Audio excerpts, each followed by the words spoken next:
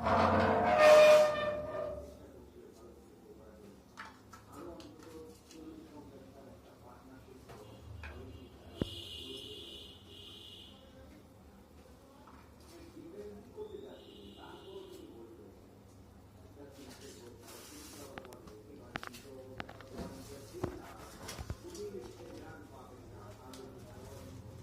শুকনো মরিচ দিয়ে ভর্তা বানাবো না, এটা দেখেন আপনারা, আমরা আজকে এই যে শুকনো মরিচ দিয়ে সিম ভর্তা আর আলু ভর্তা মাখাবো, আর আছে সাথে হবে ধনে পাতার চাটনি।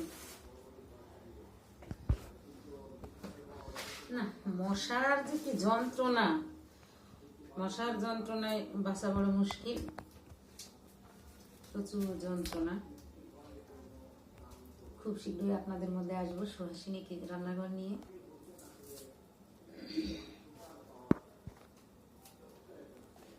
দেখেন